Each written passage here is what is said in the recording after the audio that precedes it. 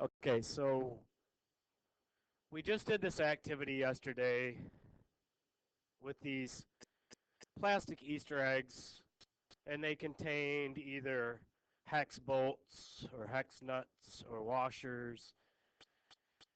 They were taped up. We didn't know how many were in there.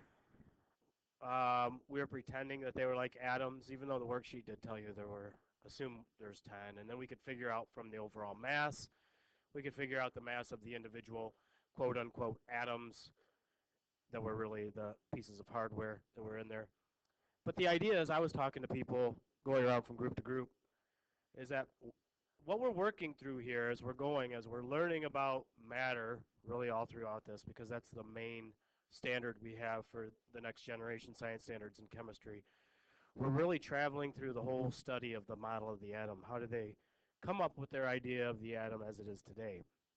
And so they're trying to figure out when they study matter, trying to figure out how do we know how much is in a certain substance? How do we know how many atoms there are in a certain substance? How do we know the mass of atoms and all this? So they had to come up with some tricky techniques, some ideas. We've seen some things like they could figure out um, 2 units of hydrogen gas would combine with 2 units of oxygen gas to make 3 units of water and have 1 unit of oxygen left over. So we did some of that stuff. Um, Later studies, they were actually able to figure out roughly, um, based on more science, approximately how many units, how many particles are in this unit called the mole that you're starting to hear about, which is the title of these notes. And we did relative mass was the whole point of the egg activity yesterday, relative mass. So regardless of how many particles there were in there, we didn't need to know. We didn't need to know that there were 10 pieces of hardware in there. We just needed to know that the bolts, compared to, say, the washers, I believe everybody found that the washers were the lowest mass, were like, I don't know, what was it, like 3 times as much or something, roughly? Something like that. And so if we can assume that they have the same number of particles, then that means that the mass of an individual bolt should be 3 times the mass of a washer. So it's all relative. We're just comparing things. If you take the smallest element, the least massive element, hydrogen, make that 1 and just compare everything to that, relatively speaking, then we can see that since oxygen, for example, is 16 times more massive than hydrogen, hydrogen would have a mass of 1 and oxygen would have a mass of 16. All right. So in order to do the stuff dealing with the number of particles, because it's a really, really big number, um, we're going to have to understand scientific notation. So maybe I should have called these scientific notation notes and moles. But so you've got a handout here, Chemistry Unit 5, the mole. And it says to help you better visualize the enormous size of Avogadro's number, which it says is 6.02 times 10 to the 23rd. I'm looking at the worksheet. You guys all picked these up, right? Okay. 6.02, so write that down. 1 mole, we need to know this, is 6.02 times 10 to the 23rd. Um, Consider the following analogies. Now, what I'm going to put here, I'm also going to put RP, and I'll explain RP here in a minute, a little later in the notes. All right, so number 1, if we had a mole of rice grains, all the land area of the earth would be covered with rice to a depth of about 75 meters.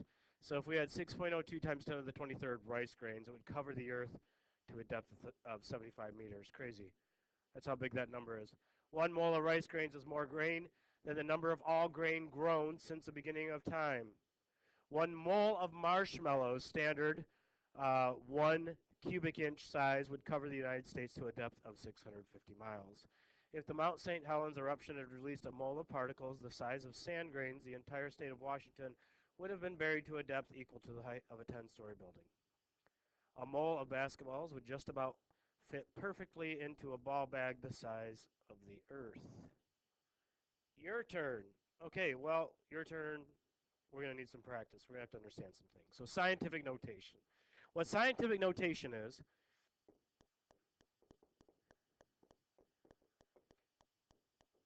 it's a way of kind of visualizing really, really large or even really, really small numbers. Okay? So here's how we do scientific notation. It's going to be a quick tutorial on scientific notation. So let's say we take a really large number, something like this.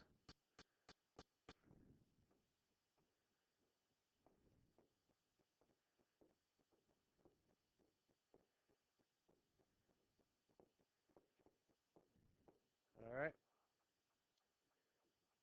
Let's add a few more.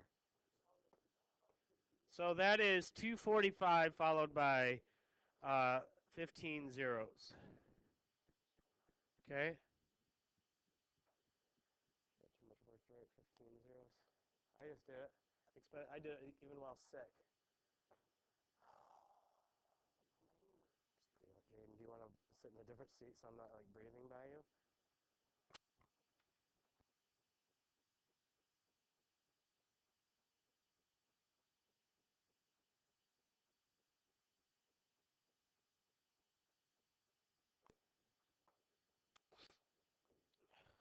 So what is that number? Can somebody tell me what it is? 245 cinctillion. I just made that up. It could be right. I don't know. No. Do you know what it is?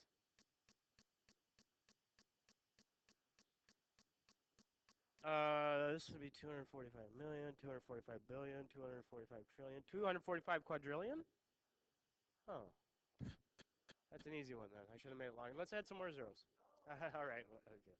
All right. So let's rewrite this in a way that's easier to talk about and a way that's easier to understand the size, not necessarily just by looking at a number, but easier to understand the size if we're comparing it to another very, very large number. All right. So here are the steps to writing this number instead of in this just general standard format, to scientific notation. Step one, you have to find the decimal point. Where is the decimal point in this number? There's a decimal point after the there is no decimal point, is there? Do you see any decimal point? Okay, so if there's not a decimal point, what you need to do is just put one at the end, because that's the same number, the same value at least, all right? So if I put a decimal point here, it's still the same value, okay? So step one, find the decimal point. If there's not a decimal point, put it at the end. Do I need to write this?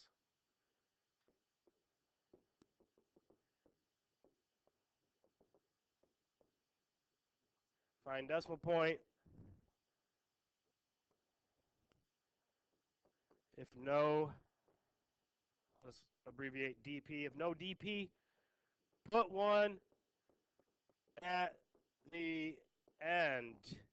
And we are going to mark it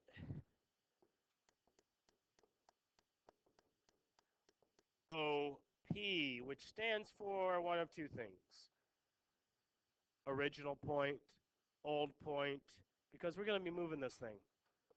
So I'm just going to put an arrow like this. I'm going to put OP so I can keep track of what I'm doing here. All right? So that's step one. Can't see it.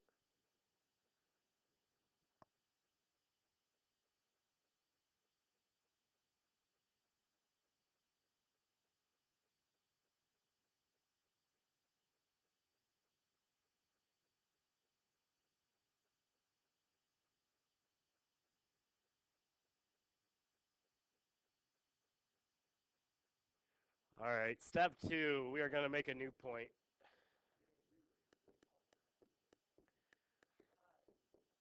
Well, you know, you could have another chance if you make it to the Final Four. Michigan makes it to the Final Four, play state. Michigan's not making it to the Final Four. All right, so we're going to make a new point, which we're going to call NP. NP for new point. After first number from left, that's not a zero.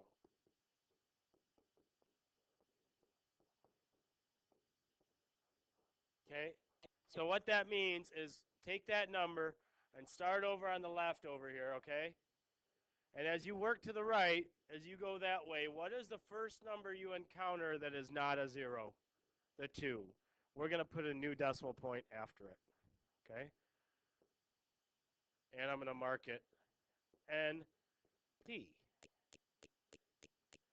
Yep, NP. 2 point. All right. So far, so good. Okay, now we're going to rewrite our number, our new number, which is going to be 2.45 followed by 15 zeros.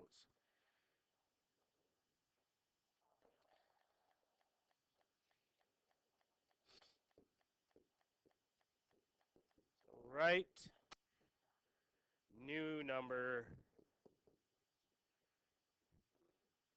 with a new decimal point, okay? Now, so here's the thing. Here's the thing. I don't want to write 2.45 followed by all those zeros because the point is to, I mean, we don't even need these. Because if they're after the decimal point like this, they're not necessary. 2.45 is the same value as 2.45 followed by 1,000 zeros. It doesn't matter. These add no value to this number. We don't. So our new number is 2.45. Did you start to write all those zeros? Nice. Good work. Extra credit for you today. I'll give you a quarter of a point. Here, I'll show you the next number we're going to do. It's the amount of extra credit I'm giving Daviante.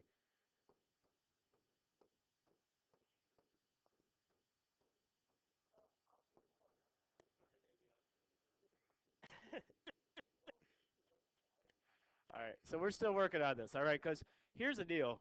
You got to understand that when we write scientific notation, we are not changing the value, okay?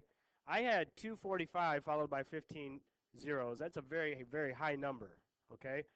I can't just move the decimal place and say, let's just write it as 2.45. That's not the same value, all right? So our next step after 3 is I'm going to have to write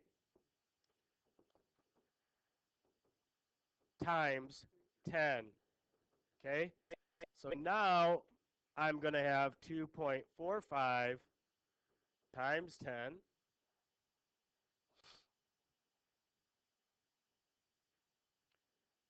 All right, easy enough. Just put times 10 on our new number we wrote. And then 5 is going to be right exponent. So we need to write it to some number. Now, some number is really like all those zeros, but this is where people get messed up too.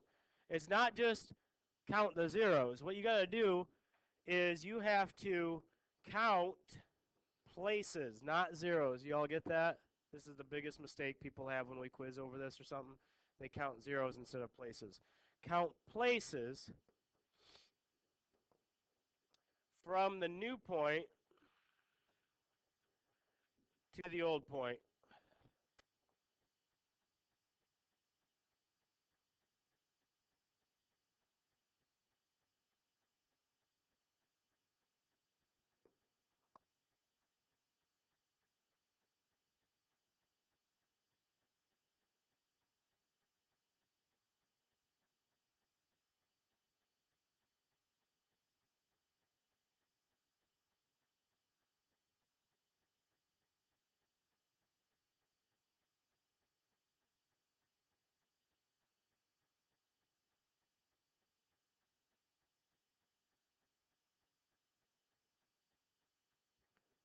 Okay. All right. Can I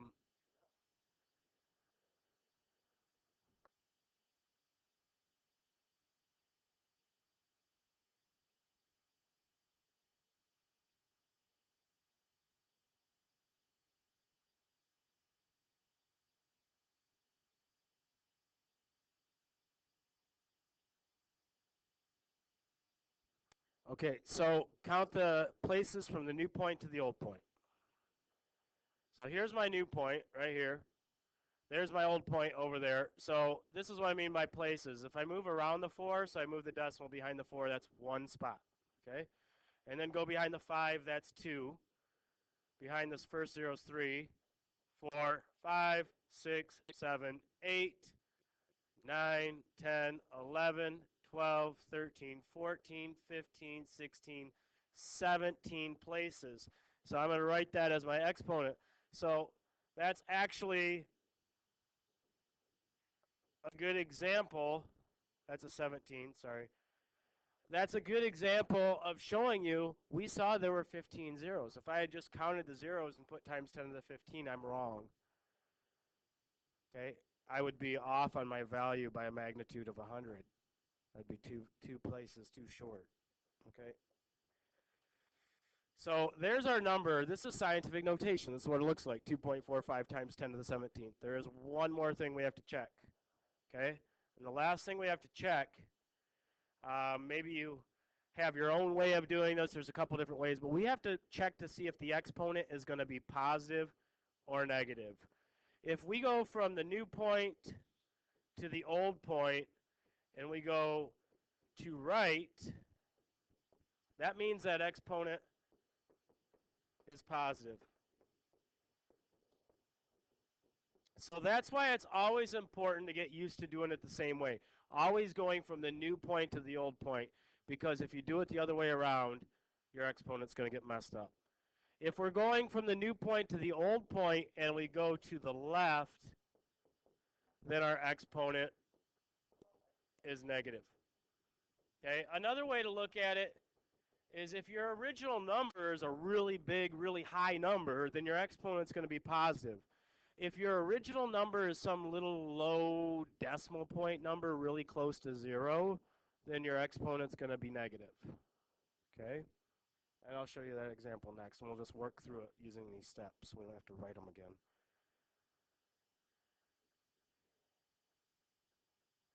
Okay? So that means that that exponent, since in this problem we did from the new point going to the old point, we went to the right, so our exponent would stay positive.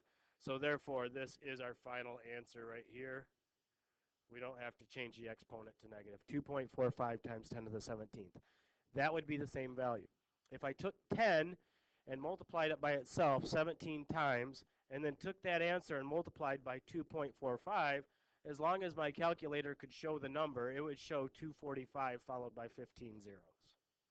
Okay, so I didn't change the value, but I put it as a value that's a little easier to look at, to write, and it'll be easier to understand if I compare it to other numbers like this, in terms of which one's larger and by how much, okay?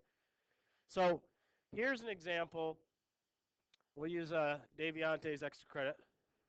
0 point, what did I say? I'll make up a new number if that's okay. So I've got 0 point, and then let's have 9 zeros after the decimal point. What's your lucky number, Daviante? All right. So we've got 0 point followed by 9 zeros, and then 10. Yeah. Okay, so our steps. Step 1, where is the original decimal point? Is there a decimal point? Now this time there is. Yeah, this time we have one. So it's right here, and I'm going to mark that as the original point or the old point, whatever. It's the OP. Okay? That's the OP. Next step is I'm going to start to the left of the problem, and I'm going to work towards the right. And as I work towards the right, what's the first number I come to that's not a 0? And there's only one in the whole number that's not a 0. So yeah, it's going to be the 1. So I'm going to put a new decimal point after it. So right here. So that's my NP. And I'm going to write my new number, which is 1.0. All these zeros in front, just get rid of them, throw them out, right? They don't matter. So 1.0.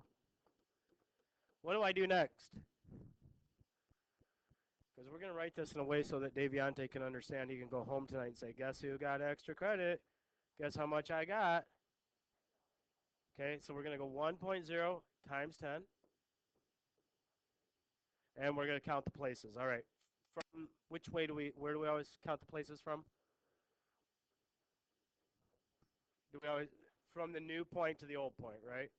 Always start at the new point and count. So I got to go over there. So I'm going to have to go one spot, two, three, 4, 5, 6, 7, 8, 9, 10 spots. That's my exponent. Hey, it's your lucky number again. So when you go home, you can say, hey, today I got extra credit. Guess how many points I got? I got 1.0 times 10 to the 10th extra credit points. But the problem is, if you said that, you would be wrong because it's not positive 10. Which direction we go from the new point to the old point? This time we went to the left, didn't we? So that means, this is a very important part. A lot of people forget this when we quiz and test and stuff. You got to make the exponent negative. So that's what you should say when you get home, Daviante. I got extra credit today. Guess how much? 1.0 times 10 to the negative 10th. Okay? And that's our final answer. Okay? So that's not too difficult, is it? Okay, unfortunately, I wish that was all we had to do with scientific notation, but it's not. We have to be able to multiply scientific notation. We have to be able to divide scientific notation. These notes might turn into just scientific notation notes. It's really easy, though. Really easy. All right? Check it. Multiplying. Okay, multiplying scientific notation. And I'm going to start with something really easy, okay? I'm going to start with something like, let's take Avogadro's number, okay? Let's take Avogadro's number, 6.02 times 10 to the 23rd. I'm not saying anything about what it is, but let's just take Avogadro's number, 6.02 times 10 to the 23rd. Might as well use it. We got to get used to it. We got to get it memorized. And let's multiply it by 4, okay? Multiply it by 4. So what I do is I always think of scientific notation this way. We have out front, we have the normal part, just a normal number, and then we've got the times 10 part, okay, this part. So whenever, and I'm going to put this in parentheses so it's a little easier to see, all right. Whenever we have scientific notation times another number, all we got to do is take that other number, which is just a 4, it's just a normal number, and what we're going to do is we're going to multiply it by the front part, the normal part, all right? Yeah, so if I do that, 4 times 6.02 should be 24.08, correct? If you're not comfortable with that, feel free to check the math on your calculator. Like I said, I'm not feeling very well. I could be off.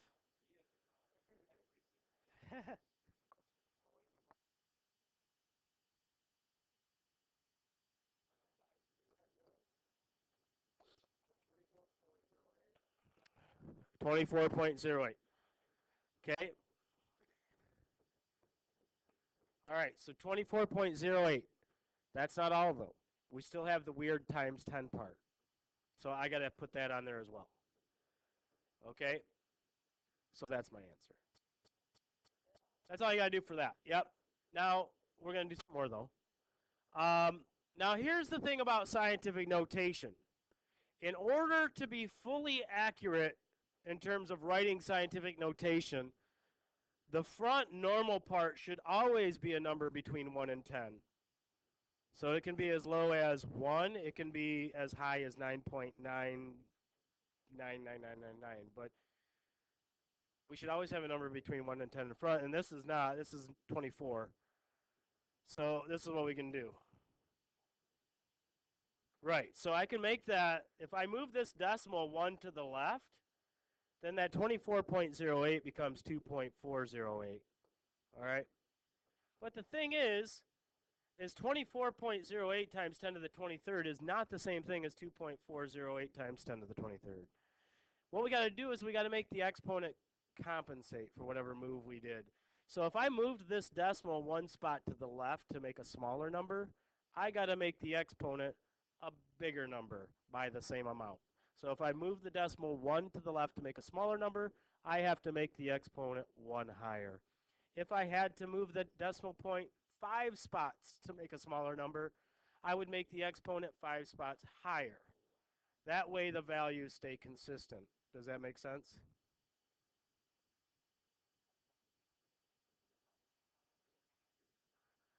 Okay, so what I'm trying to say is, um, what I'm trying to say is,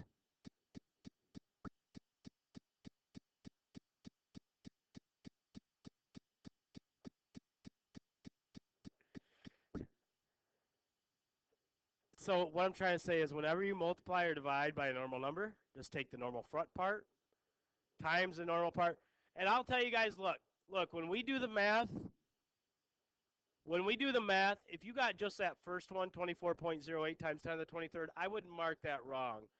The only time it might mess you up is when we get to exams or something, or a multiple choice test or a quiz, where 24.08 times 10 to the 23rd doesn't show up, but 2.408 times 10 to the 24th does. You know? Yeah, right, and multiple choice or something. If you just wrote 24.08 times 10 to the 23rd for me as a writing an answer, I'd be good with it. All right, but you should know it's handy to know that that's not technically correct. Okay, what if we don't have just a normal number? What if we have two scientific notation numbers? What if we have like 1.0 times 10 to the 15th, and we're going to multiply that by 3.0 times 10 to the 10th? All right, what would that answer be? Okay, so how do we do this? You would be correct. All right. So again, let's take our normal parts and just do our normal math, okay? So since we're multiplying, I'm going to take my normal part here and here. I'm just going to multiply them together. And I picked easy ones so that we don't even need to have you check the calculator or anything. But 1.0 times 3 would be what? 3.0, okay? Then we're going to write times 10. So now here's the thing. When you multiply two numbers with scientific notation, what we're going to do is we're going to add the exponents. Okay, so when you multiply, you add exponents. So 15 plus 10 would be 25. And that's our final answer. Okay?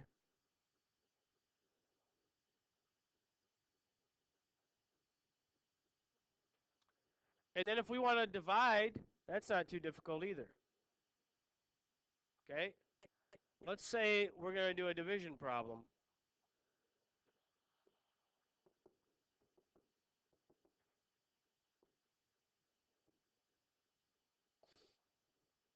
Okay? Dividing. So I'm going to take 8.0 times 10 to the 8th. And I'm going to divide that by 2.0 times 10 to the 4th.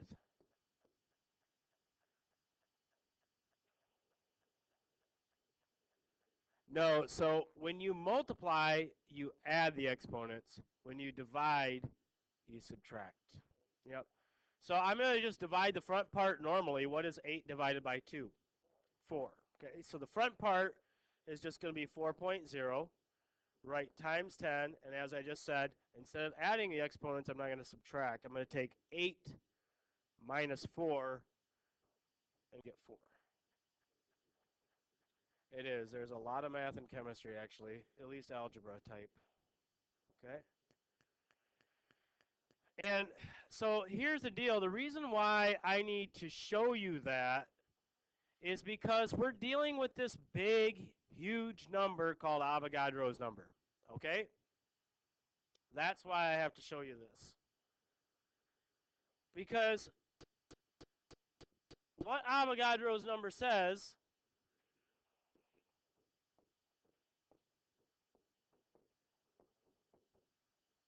you are? Cool. It says that there are 6.02 times 10 to the 23rd RPs in 1 mole of a substance. So what is an RP? All right. What RP stands for. You're not writing these? Gotta turn them in for points, you know. Sure. Okay, what RP is representative particles. Okay? Representative particles change, they're different depending on the substance we're dealing with. Okay? So if I have an element,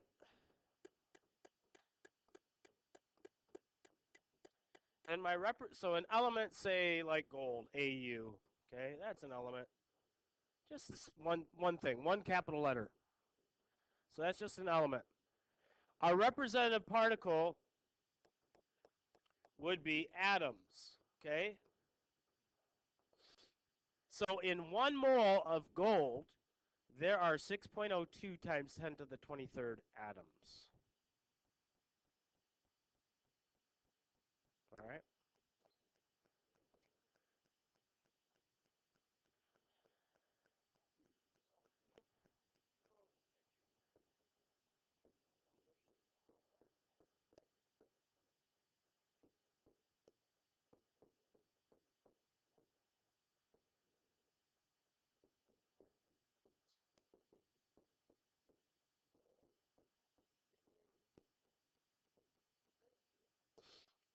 Okay, we haven't really done anything in terms of figuring out if something is a molecular compound or an ionic compound. And I don't really care at this point what you say for this, but I'm just going to show you that if it's a molecular compound, an example of a molecular compound would be H2O.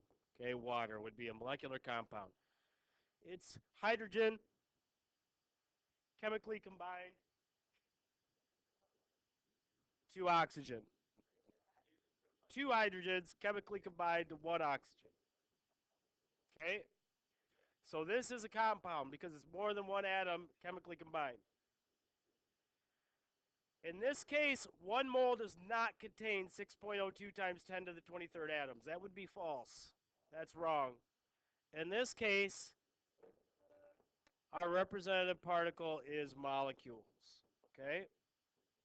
So in 1 mole of water, there are 6.02 times 10 to the 23rd molecules. Why is that important? Well, why that's important is, what if somebody wanted to be a jerk like me and say, how many atoms are in 1 mole of water? And right away you go, oh, 1 mole, easy, 6.02 times 10 to the 23rd. But it's a trick question because it's not. It's 6.02 times 10 to the 23rd molecules. But how many atoms are in 1 molecule of water? 3. What are they? Hydrogen twice and oxygen once. Right. So if I wanted to know how many atoms were in 1 mole of water, I would need to take Avogadro's number, 6.02 times 10 to the 23rd, and multiply by the 3, the 2 H's and the 1 O. So multiply by 3, which would then make it come out to be 18.06 times 10 to the 23rd, or 1.806 times 10 to the 24th. No, I'm just going to keep going until I pass out. All right? And if I pass out, guys, if I fall down on the floor, if I pass out, it looks like I'm not going to make it. Just don't call for assistance. Just let me be. Let me ride it out. And let nature take its course. I get to start my spring break a day early. All right. All right. So now ionic compounds. They're different. Ionic compounds are held together by a difference in charges. Not that you necessarily need to know that right now. But if we're talking about I'm sick as a dog. Yeah, I'm on a roll here.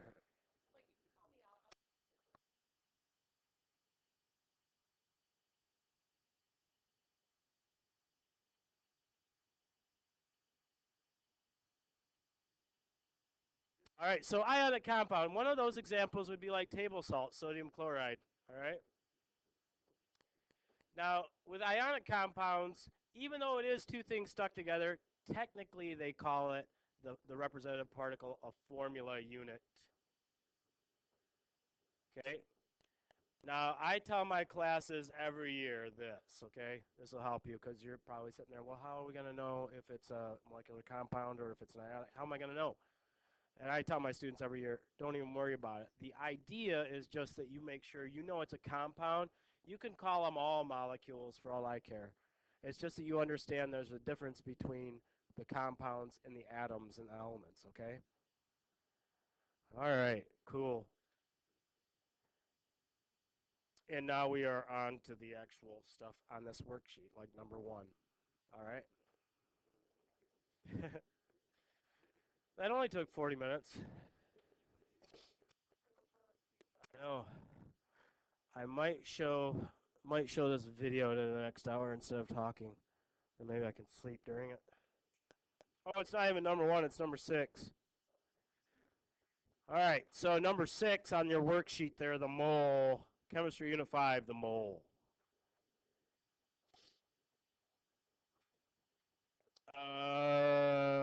I think I can just do this. All right, number six. Here we go.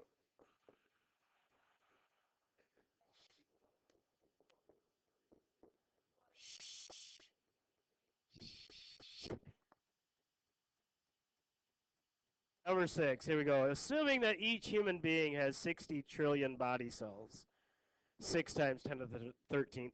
Now, when we get these story problems like this, I find it helpful to take the numbers out and kind of write them down, keep track of what they are.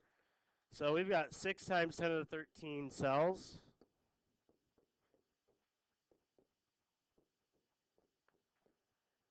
Okay, all right. And that the Earth's population is 6 billion, 6 times 10 to the ninth. So that would be either 6 times 10 to the ninth people. I am recording,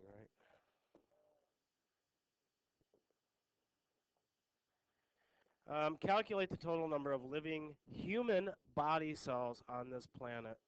Okay? Calculate the number. All right, so if there's 6 times 10 to the ninth people, and each person has 6 times 10 to the 13th cells, first of all, let's predict, okay? Is this going to be, do you think I'm probably going to multiply or divide or something. Do you think it's going to make a larger number or a smaller number? It's going to make a much larger number, right? So it would make sense if we multiplied them, wouldn't it? So if I took like 6 times 10 to the ninth people, and each person has,